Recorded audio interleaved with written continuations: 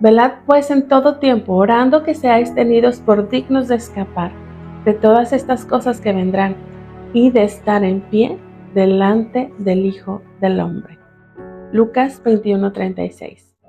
¿A qué se refiere la Escritura con que seamos tenidos por dignos de escapar?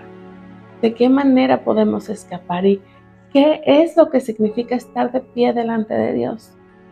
Lo primero que debemos de entender es de qué queremos escapar. Y me van a decir, pues de la gran tribulación. Ok, pero ¿qué es la gran tribulación? ¿Y en qué se diferencia de los dolores de parto? Jeremías 30, versículos 6 y 7. Preguntad ahora y ved si da a luz el varón. Porque veo a todos los hombres con las manos sobre sus lomos como mujer de parto, y se han puesto pálidos todos los rostros. ¡Ay! Porque grande es aquel día. No hay otro semejante a él. Es tiempo de angustia para Jacob, mas de ella será librado.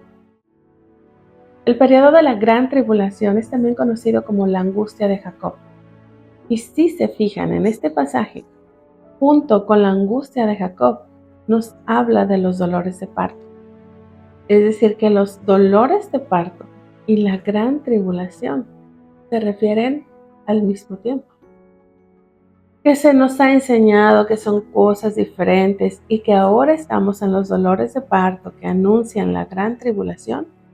Sí, eso es lo que nos han dicho, ¿cierto?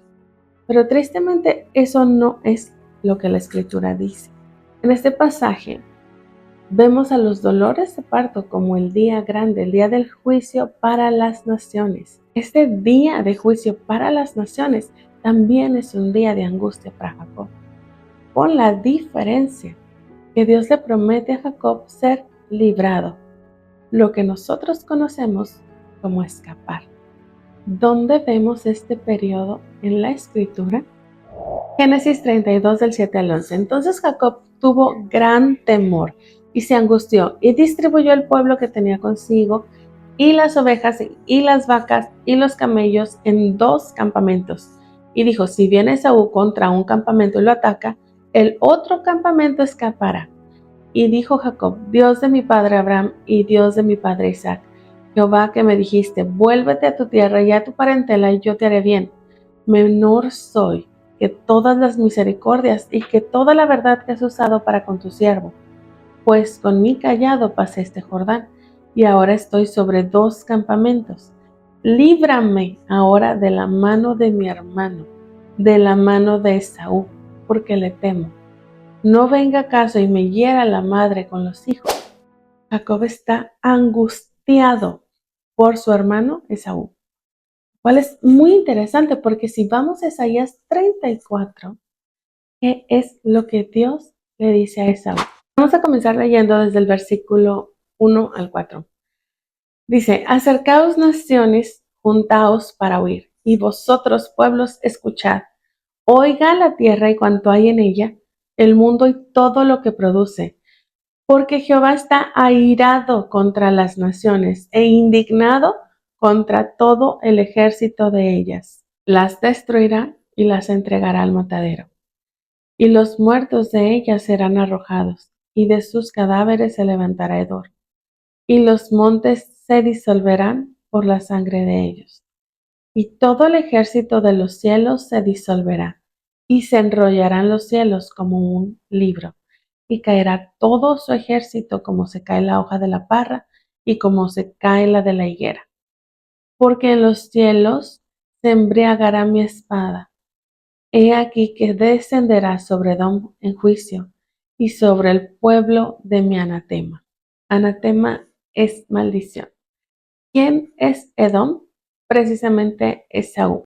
Este capítulo de Isaías 34 comienza especificando que es a las naciones a quienes les está hablando, diciendo que está airado contra ellas y que serán destruidas.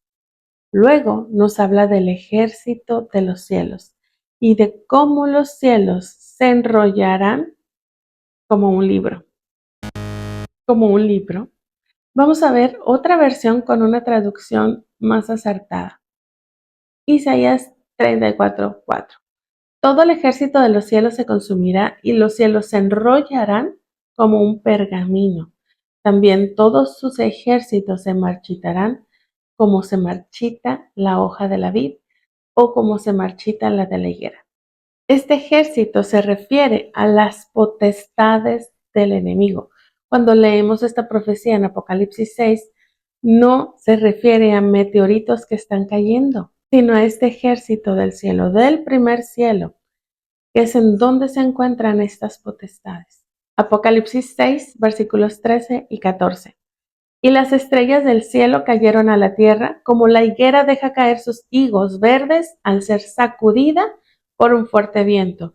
Y el cielo desapareció como un pergamino que se enrolla, y todo monte e isla fueron removidos de su lugar. Esto que leímos en Isaías 34 es el sexto sello, el juicio a las naciones. Pregunta: ¿qué tiene que ver Esaú con las naciones? Bueno, hay quienes dicen que Esaú es Occidente, otros que Esaú es Roma. Si vamos a las escrituras, veremos que divide a Esaú en dos. Una es la tierra de Edom y la otra son los descendientes. ¿Será que sus descendientes están en Occidente y el territorio de Edom es Roma? ¿Qué dice la escritura? Jeremías 49 del 7 al 9. Acerca de Edom, así ha dicho Jehová de los ejércitos: no hay más sabiduría en Temán, se ha acabado el consejo en los sabios, se corrompió su sabiduría. Huid, volveos atrás, habitad en lugares profundos, oh moradores de Dedán, porque el quebrantamiento de Esaú traeré sobre él en el tiempo en que lo castigue. Nos habla de territorio. Territorio que definitivamente no está en Roma, sino justo debajo de Israel. Actualmente es Jordania, muy pegadito a Arabia Saudita. Ahí mismo en Jeremías 49, en el versículo 10, vemos que habla de su descendencia, sus hermanos y sus vecinos. Dice: mas yo desnudaré a Esaú, descubriré sus escondrijos y no podrá esconderse. Será destruida su descendencia, sus hermanos y sus vecinos, y dejará de ser. Nada está escrito por casualidad. Así que especifica su descendencia porque su descendencia está esparcida por todo el mundo. Sus hermanos son los que sí tienen esa nacionalidad, que viven en ese país. ¿Y sus vecinos? Si vemos en el mapa, todos los vecinos de Jordania son árabes, a excepción de Israel. Y si vamos a Génesis 28, entendemos por qué. Dice así: vio asimismo Esaú que las hijas de Canaán parecían mal a Isaac su padre, y se fue a Esaú a Ismael, y tomó para sí por mujer a Mahalat, hija de Ismael, hijo de Abraham, hermana de Nebaiot, además de sus otras mujeres. Esaú emparentó con Ismael, porque tanto como Ismael como Esaú tienen un objetivo en común: acabar con Israel. Tanto Esaú como Ismael reclaman una cosa: la bendición no debe ser para Israel, sino para ellos. Ismael por ser el primogénito de Abraham y Esaú por ser el primogénito de Isaac. Este pleito entre hermanos continúa hasta la actualidad. Lo estamos viendo hoy con nuestros propios ojos. ¿Cómo es que Dios acabará de una vez por todas con este pleito? Abdías 1:18. La casa de Jacob será fuego y la casa de José será llama. Y la casa de Esaú estopa y los quemarán y los consumirán, ni aun un resto quedará de la casa de Esaú. Porque Jehová lo ha dicho. Dios acabará con la casa de Esaú por medio de su pueblo, la casa de Jacob y la casa de José. Y fíjense bien cómo separa las dos casas: casa de Jacob y casa de José. ¿Por qué? Porque si José es parte de Jacob.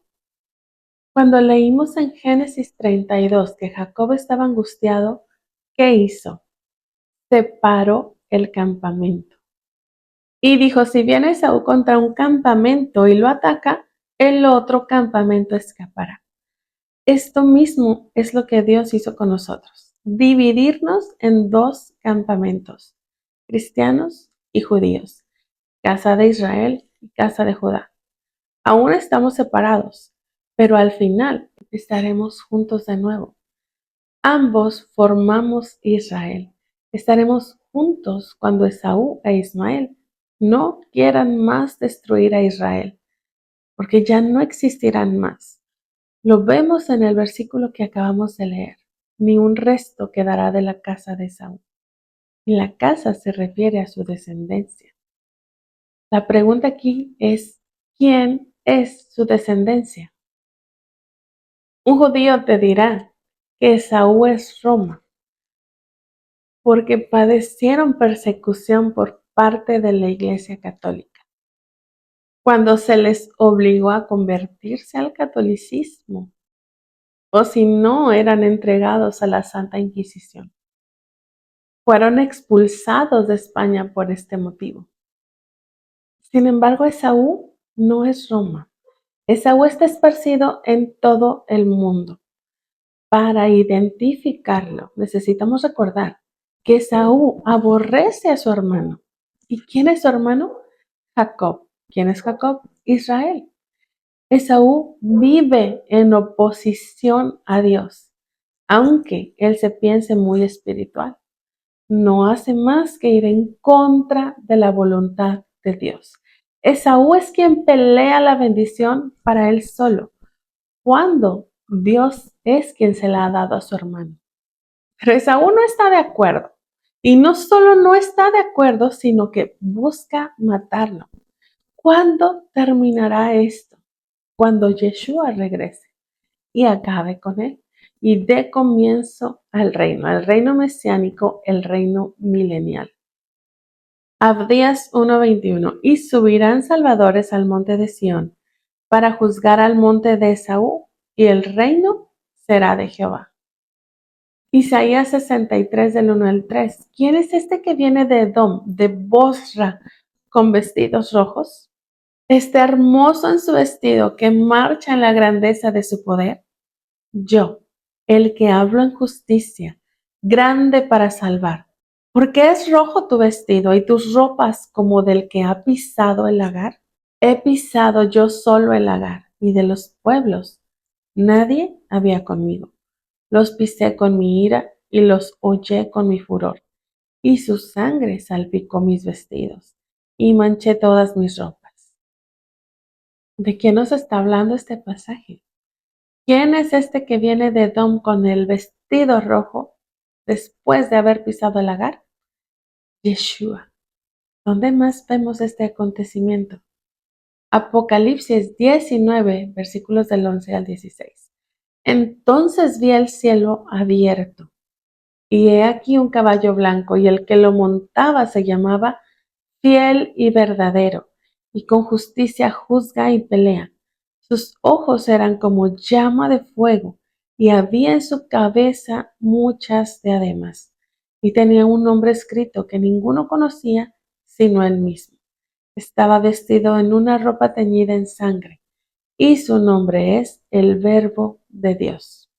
Y los ejércitos celestiales, vestidos de lino finísimo, blanco y limpio, le seguían en caballos blancos. De su boca sale una espada aguda para herir con ella a las naciones.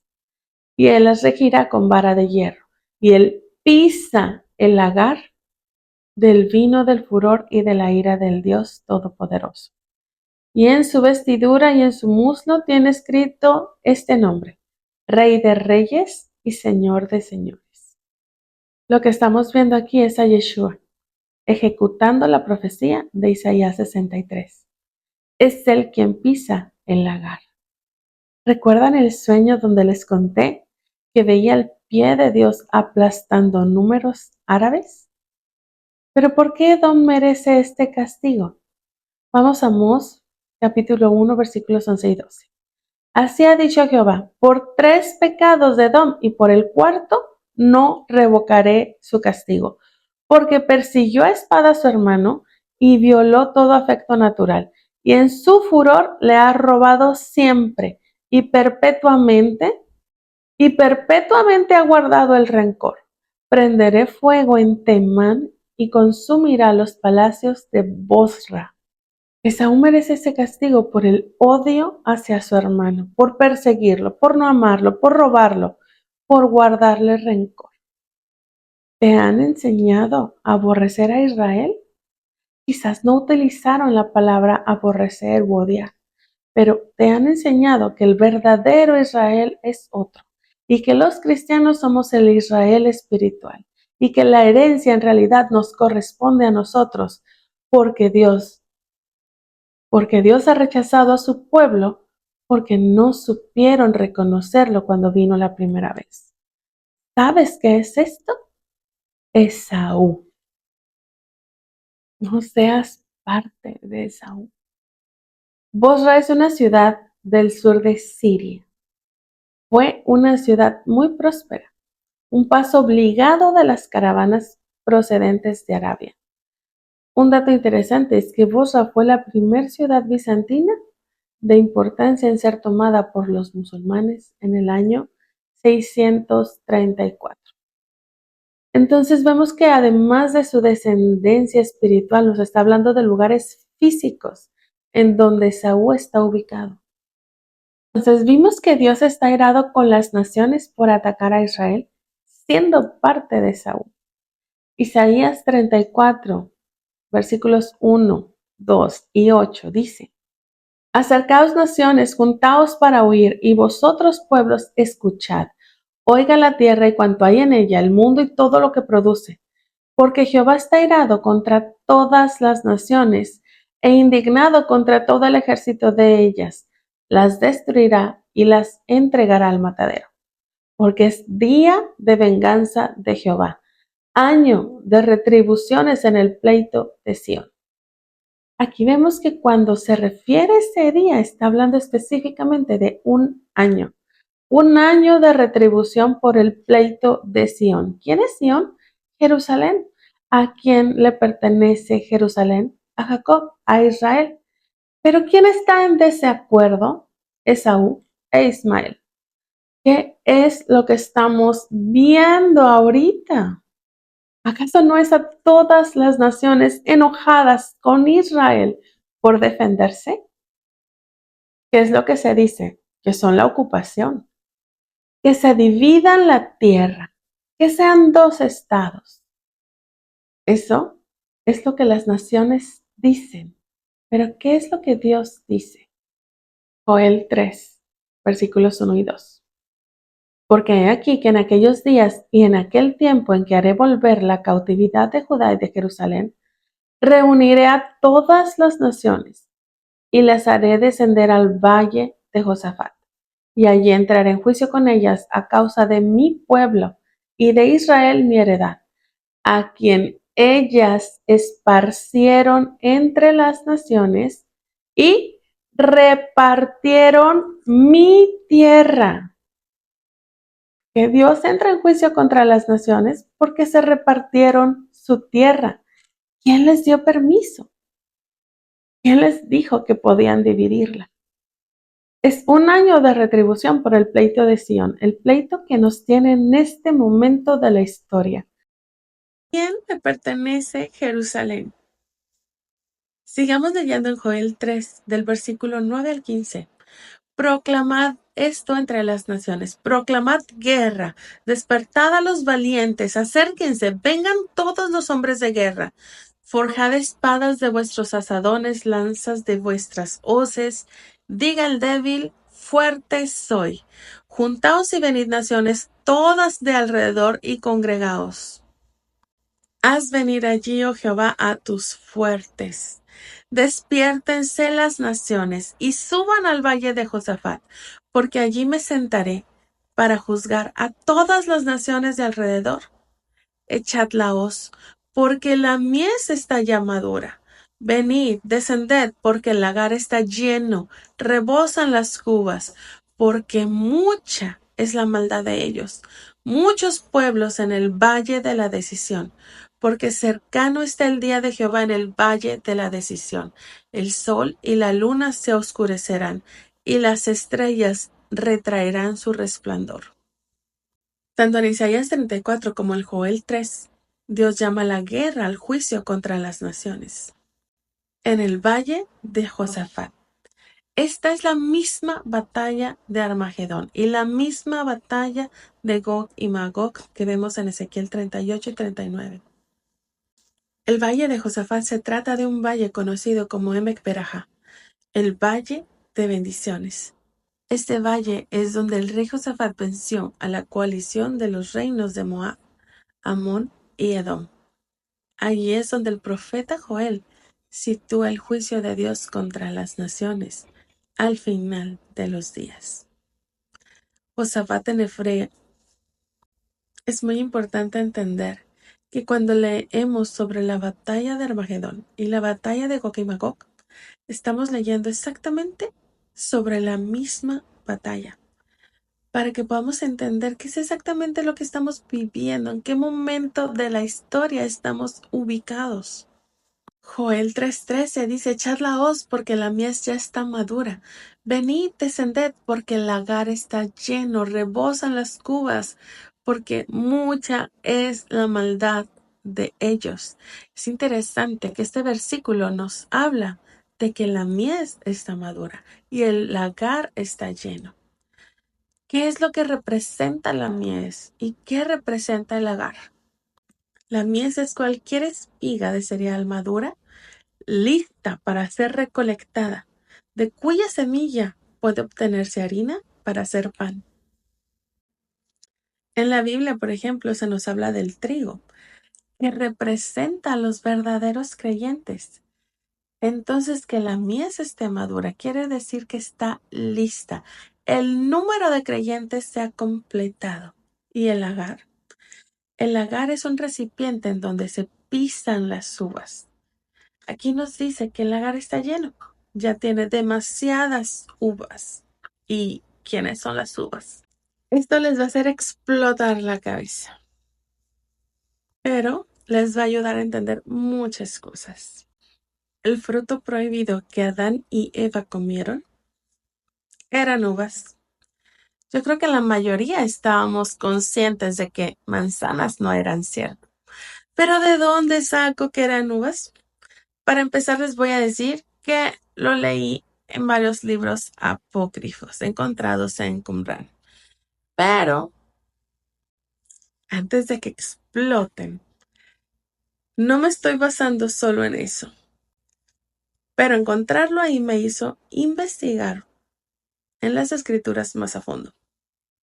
Y lo primero que nos debe llamar la atención es que el primer milagro que Yeshua hace es convertir el agua en vino. Noé intenta reparar el daño hecho por la vid sembrándola después de la inundación. Sin embargo, no le resulta, ya que vemos que se embriaga. Y no es hasta que viene Yeshua que puede transformar la maldición en bendición con su primer milagro. En Juan 15, Yeshua nos dice: yo soy la vid verdadera. Y si Él es la vid verdadera, entonces quiere decir que existe una vid falsa. ¿Qué fue lo que se le dijo a Adán y a Eva? El día que de él comieres, ciertamente morirás. ¿Y qué es lo que Yeshua nos dice a nosotros? Separados de esta vid nada podéis hacer. Es decir, si estamos fuera de él, moriremos. En otras palabras, si comemos de la vid falsa, morimos, pero si comemos de la vid verdadera, vivimos. Jeremías 31, versículos 29 y 30. En aquellos días no dirán más: los padres comieron las uvas agrias y los dientes de los hijos tienen la dentera, sino que cada cual morirá por su propia maldad. Los dientes de todo hombre que comiere las uvas agrias tendrán la dentera. ¿Quiénes son los padres? Adán y Eva. Nosotros somos los hijos. Entonces, volviendo al tema. El hecho de que el lagar esté lleno nos habla de estas uvas agrias que representan la desobediencia, la enemistad con Dios. Por eso es que leemos que dice, mucha es la maldad de ellos. Apocalipsis 14, versículos del 14 al 20. Miré, y he aquí una nube blanca, y sobre la nube uno sentado semejante al Hijo del Hombre, que tenía en la cabeza una corona de oro y en la mano una hoz aguda. Y del templo salió otro ángel clamando a gran voz al que estaba sentado sobre la nube. Mete tu hoz y ciega, porque la hora de cegar ha llegado, pues la mies de la tierra está madura. Y el que estaba sentado sobre la nube metió su hoz en la tierra, y la tierra fue cegada. Salió otro ángel del templo que está en el cielo, teniendo también una hoz aguda. Y salió del altar otro ángel que tenía poder sobre el fuego, y llamó a gran voz al que tenía la hoz aguda, diciendo, mete tu hoz aguda y vendime a los racimos de la tierra, porque sus uvas están maduras. Y el ángel arrojó su hoz en la tierra, y vendimió la viña de la tierra, y echó las uvas en el gran lagar de la ira de Dios. Y fue pisado el lagar fuera de la ciudad, y del lagar salió sangre hasta los frenos de los caballos, por 1,600 estadios. Volvemos a ver aquí la separación entre el trigo, la mies y las uvas. Las uvas son tomadas para ser pisadas en el lagar de la ira de Dios. Por eso es que vemos en la palabra que nosotros no somos puestos para ira, porque nosotros somos parte de su pueblo, no de sus enemigos. A menos, claro, que se te ocurra ponerte del lado de los enemigos y convertirte en una de esas uvas, ya sea como Esaú o como Ismael. El pueblo de Dios es guardado, mientras los enemigos son pisados. Ezequiel 38 del 18 al 23. Ocurrirá en aquel tiempo cuando venga Gog contra la tierra de Israel, dice Jehová el Señor, que subirá mi ira en mi enojo, porque he hablado en mi celo y en el fuego de mi ira. De cierto, en aquel tiempo habrá un gran terremoto en la tierra de Israel, tanto que los peces del mar, las aves del cielo, las bestias del campo y todo reptil que se arrastra sobre la tierra, todos los hombres que están sobre la faz de la tierra, temblarán ante mi presencia, y se desmoronarán los montes, y las rocas caerán, y todo muro caerá por tierra. Y en todos mis montes llamaré contra él la espada, dice el Señor Jehová. La espada de cada cual se volverá contra su hermano. Y yo litigaré contra él con peste, con sangre, y haré llover sobre él, sobre sus tropas y sobre los muchos pueblos que están con él, impetuosa lluvia, piedras de granizo, fuego y azufre. Así manifestaré mi grandeza y mi santidad, y me daré a conocer ante los ojos de muchas naciones, y sabrán que yo soy Jehová. Se dieron cuenta que Apocalipsis 19, Isaías 34, Ezequiel 38 y 39 hablan exactamente del mismo acontecimiento. Es un evento que ya estamos viviendo, que comenzó el 7 de octubre. Ese fue el día que comenzó a desarrollarse la guerra de Gog y Magog. Esta profecía no es algo que pasa de repente, es algo que se va desarrollando. Este es el periodo de angustia de Jacob, donde espera no ser destruido por Esaú, y donde vemos a Dios mismo peleando por Jacob contra todas las naciones que se oponen a Israel. Este periodo, que también conocemos como los dolores de parto, se llaman así porque es el momento justo antes de dar a luz. Recuerden que lo que Dios deja escrito no es por casualidad o como un simple ejemplo solamente. Llamarlo dolores de parto no es simplemente para comparar el nivel de dolor. No, hermanos, los dolores de parto le dan a una mujer que está a punto de dar a luz. Nosotros somos el pueblo de Dios que representa a esa mujer. Tanto cristianos como judíos, porque recuerden que somos un pueblo dividido en dos. Dios siempre se refiere a nosotros como la novia y a Él como el esposo. Estamos convidados a las bodas. Así que, ¿quién da a luz? Nosotros. Y cuando uno está a punto de dar a luz, ¿qué pasa? ¿Hay nervios? Sí. ¿Dolor? Por supuesto. ¿Temor? También. ¿Podemos huir? ¿Cómo podremos dar a luz si huimos? Lo más a lo que podemos aspirar es a recibir anestesia. Pero el bebé no puede nacer sin la mamá. El hijo que está a punto de nacer es el reino mesiánico, el reino milenial. Ya mismo estamos viviendo esos dolores de parto, porque estamos a punto de dar a luz. Entonces, ¿por qué la escritura me dice que ore para ser tenido por digno de escapar? Velad pues en todo tiempo orando que seáis tenidos por dignos de escapar de todas estas cosas que vendrán y de estar en pie delante del Hijo del Hombre. Para saber a qué se refiere con escapar, Dios nos da una pista aquí, y es la de estar en pie delante del Hijo del Hombre, en pie delante de Dios. Apocalipsis 6 del 15 al 17.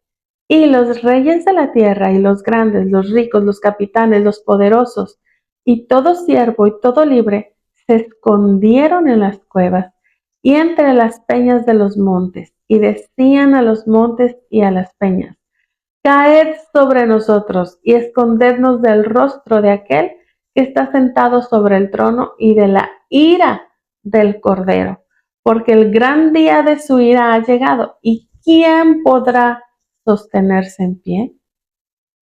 El gran día de su ira ha llegado. ¿Quién podrá sostenerse en pie? Para escapar hay que tener la capacidad de estar de pie delante de Dios. Fíjense muy bien que este evento corresponde al sexto sello y no al primero como te han enseñado.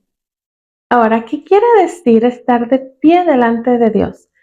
Esto lo vemos en la parasha Nitzavim, en Deuteronomio 29.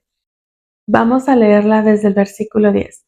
Vosotros todos estáis hoy en presencia de Jehová vuestro Dios, los cabezas de vuestras tribus, vuestros ancianos y vuestros oficiales, todos los varones de Israel, vuestros niños, vuestras mujeres y tus extranjeros que habitan en medio de tu campamento, desde el que corta tu leña hasta el que saca tu agua, para que entres en el pacto de Jehová tu Dios y en su juramento que Jehová tu Dios concierta hoy contigo, para confirmarte hoy como su pueblo y para que Él te sea a ti por Dios, de la manera que Él te ha dicho y como lo juró a tus padres, Abraham, Isaac y Jacob.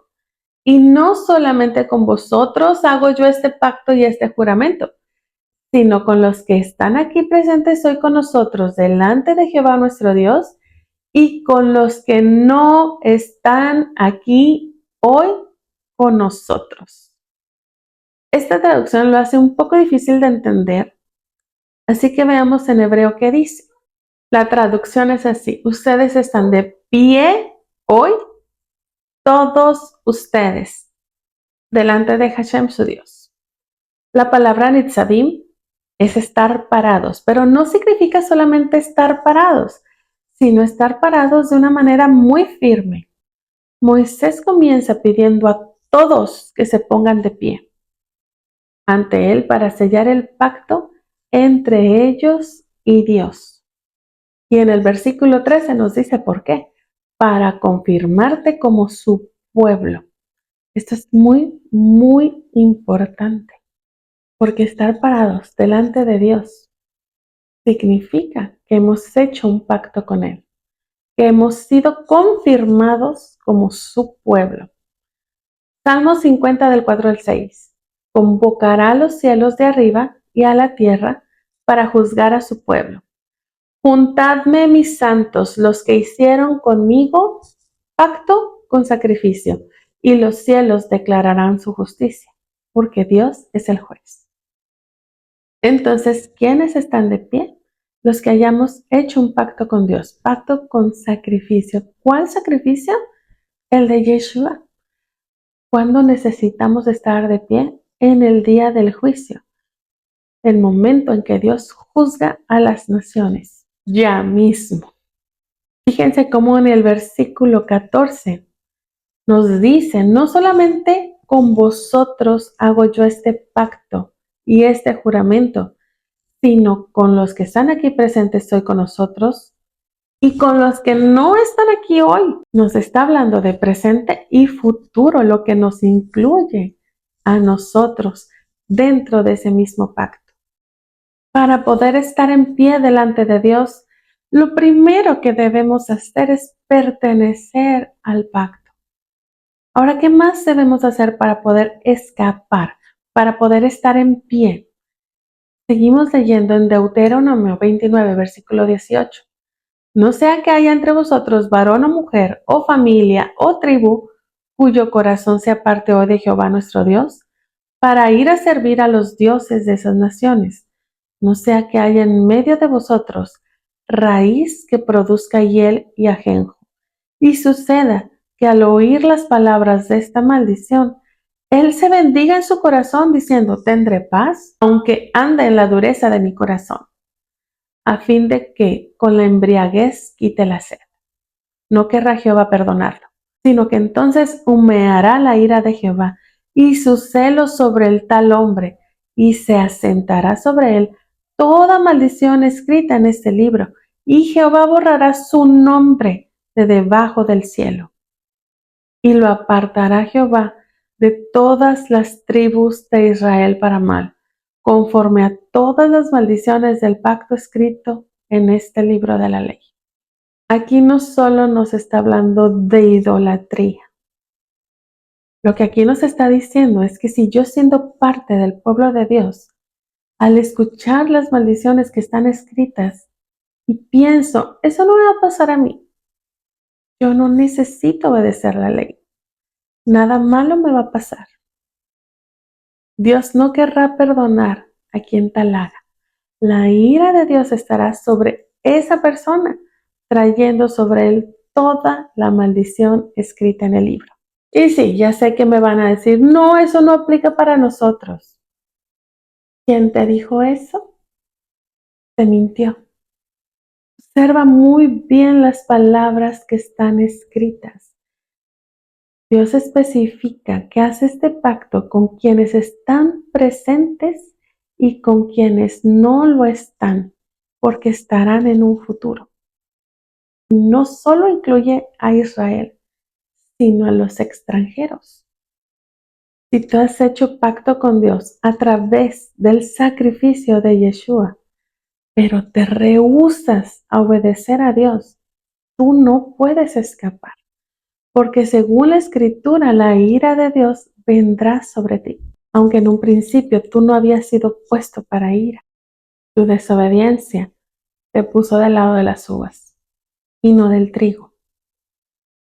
Continuando la parashá, en Deuteronomio 30, dice, sucederá que cuando hubieran venido sobre ti todas estas cosas, la bendición y la maldición que he puesto delante de ti, y te arrepintieres en medio de todas las naciones a donde te hubiere arrojado Jehová tu Dios, y te convirtieres a Jehová tu Dios y obedecieres a su voz, conforme a todo lo que yo te mando hoy, tú y tus hijos, con todo tu corazón y con toda tu alma, entonces Jehová hará volver a tus cautivos y tendrá misericordia de ti, y volverá a recogerte de entre todos los pueblos a donde te hubiera esparcido Jehová tu Dios, aun cuando tus desterrados estuvieran en las partes más lejanas que hay debajo del cielo.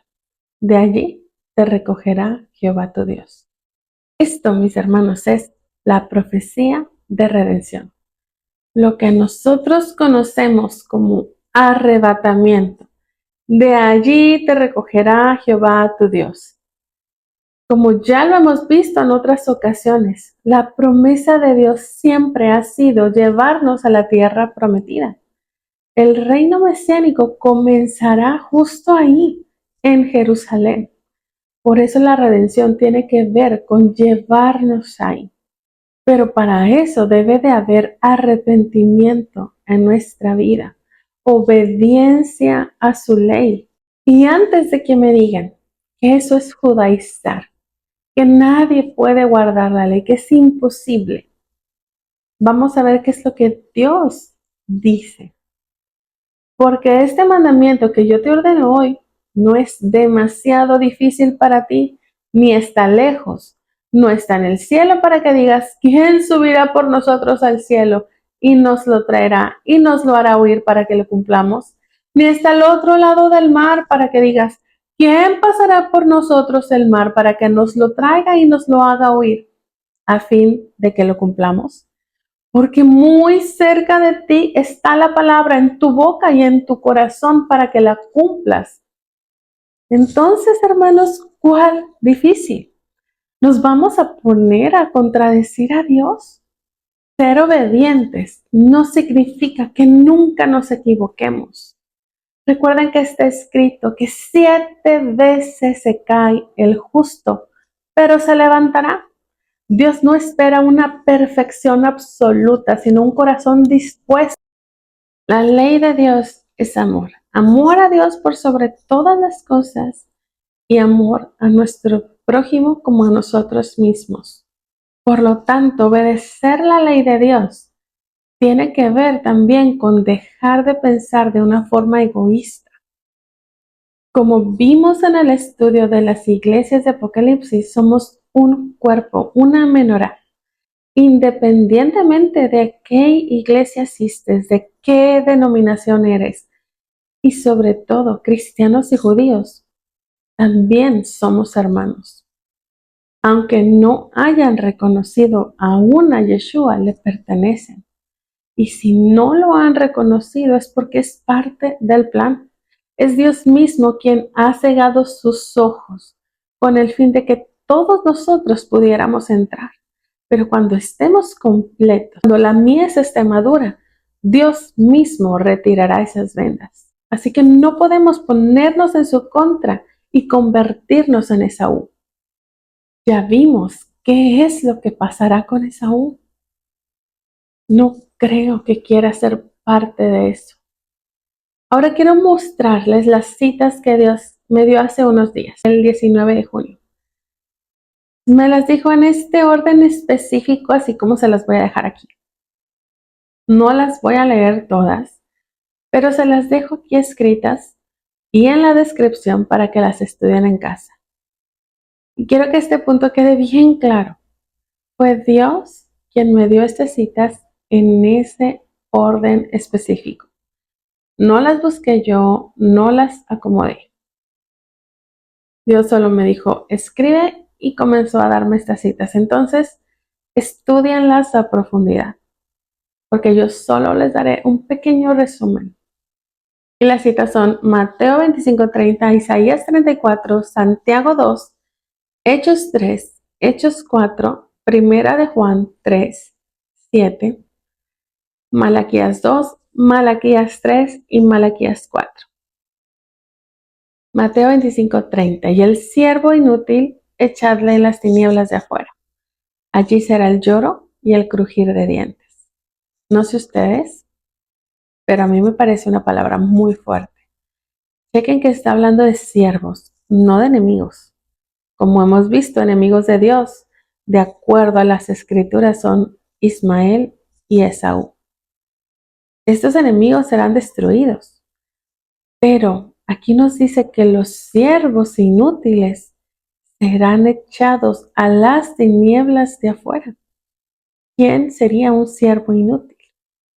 Si vamos a Mateo 3:10, el hacha ya está puesta a la raíz de los árboles. Por tanto, todo árbol que no da buen fruto es cortado y echado al fuego. Mateo 5:13, vosotros sois la sal de la tierra, pero si la sal se ha vuelto insípida, ¿con qué se hará salada otra vez? Ya para nada sirve, sino para ser echada fuera y pisoteada por los hombres. Juan 15:6, si alguno no permanece en mí, es echado fuera como un sarmiento y se seca.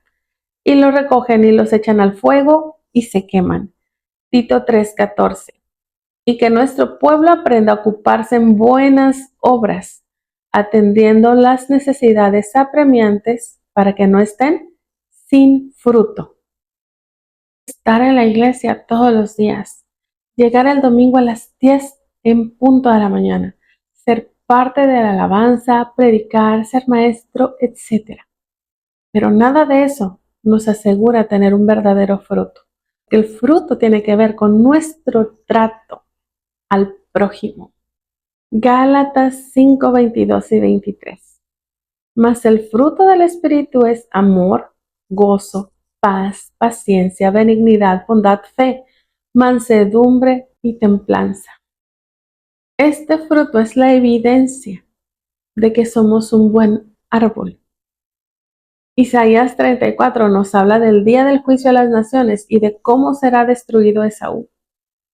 Y recordemos que Esaú aborrece a su hermano. Eso es algo que debemos de eliminar de nuestras vidas, el odio y el rencor.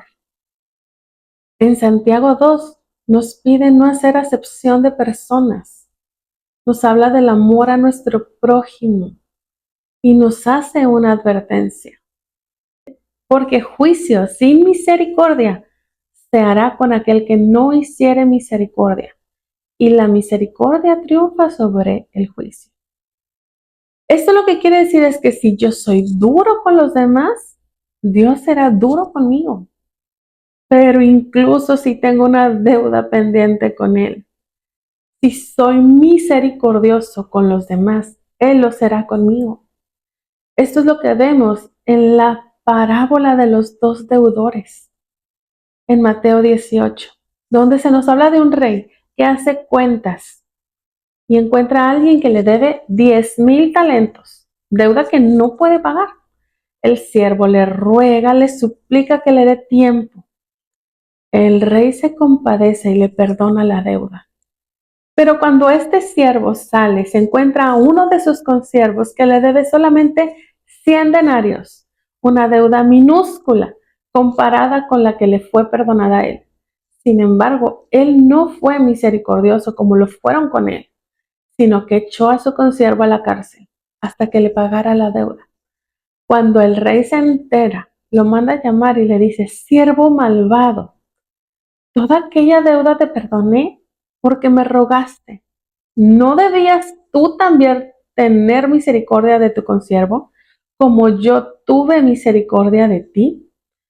Entonces su señor enojado le entregó a los verdugos hasta que pagase todo lo que debía.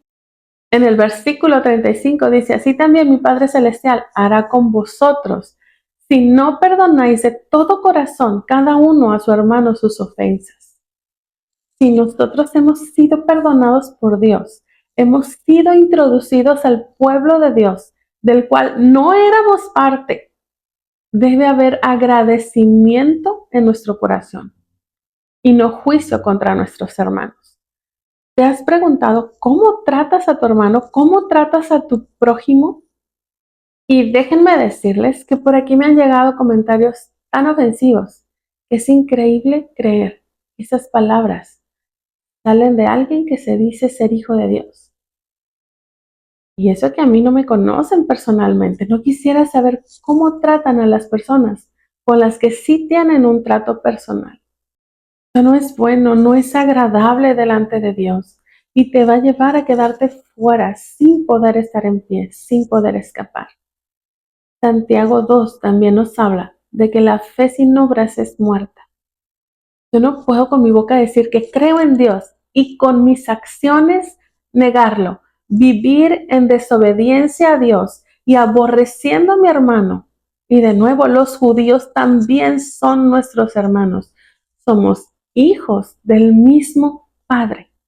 En Hechos 4 vemos el amor entre hermanos, cómo vendían lo que tenían para repartirlo entre todos. Nadie padecía necesidad porque se ayudaban mutuamente. Esa es la manera en que Dios quiere que nos relacionemos unos con otros.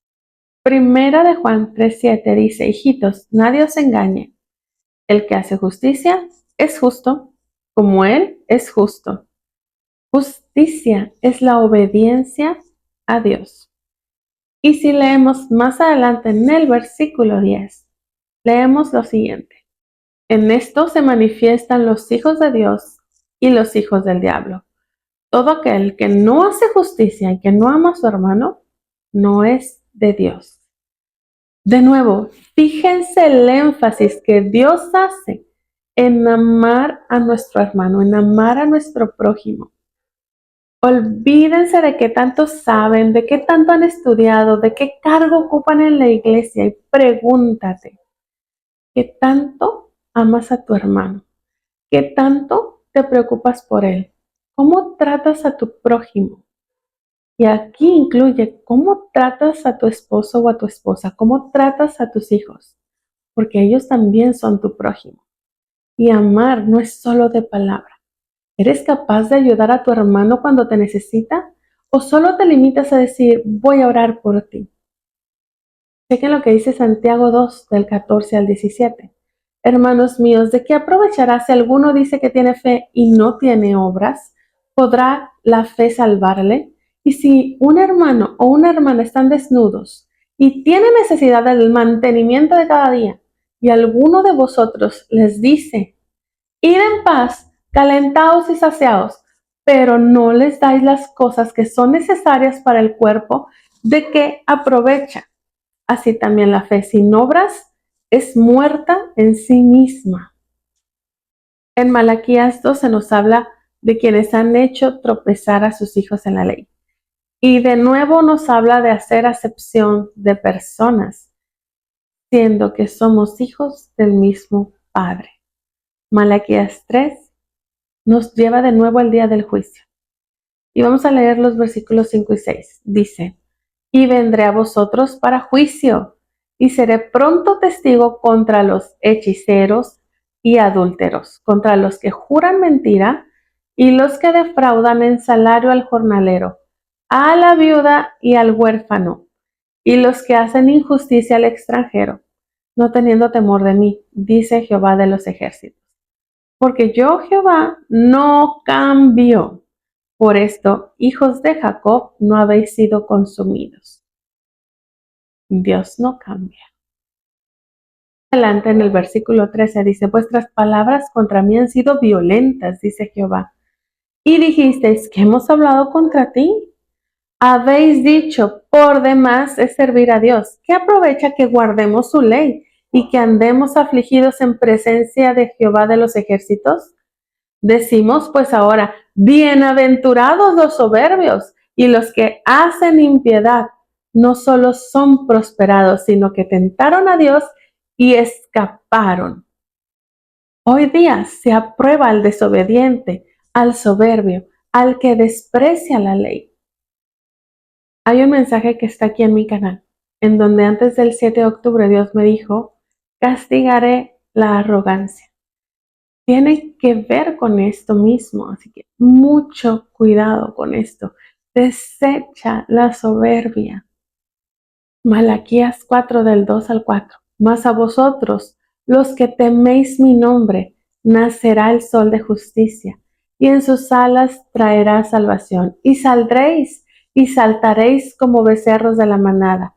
Hollaréis, o sea, pisaréis a los malos, los cuales serán ceniza bajo las plantas de vuestros pies, en el día en que yo actúe, ha dicho Jehová de los ejércitos. Acordaos de la ley de Moisés, mi siervo, al cual encargué en Horeb ordenanzas y leyes para todo Israel. Y aquí tenemos de nuevo el mismo hecho.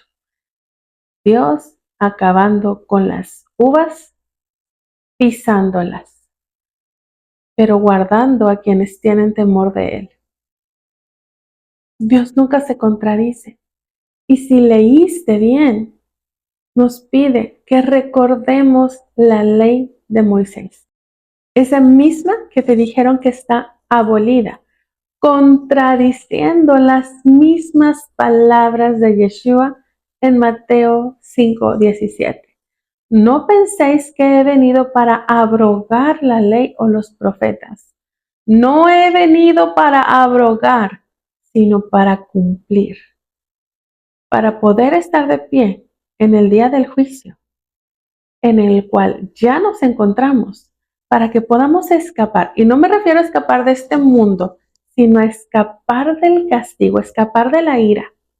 Debemos obedecer a Dios, no despreciar su ley, amar a nuestro prójimo, no ponernos del lado de Saúl ni de Ismael, no ataques a Israel. Somos hermanos. Y si te han enseñado a hacerlo, huye, huye de esas enseñanzas, escapa del castigo que viene contra ellos. Debemos ser misericordiosos, perdonar y ayudar a otros, dejar de ser arrogantes. La arrogancia, la soberbia, es una característica de Saúl. Deséchala para que puedas escapar, para que puedas ser guardado, mientras el mundo entero se encuentre pálido del miedo, mientras la ira de Dios caiga sobre sus enemigos. Ama a tu prójimo como a ti mismo, para poderte parar firmemente delante de Dios en este día del juicio. Bendiciones.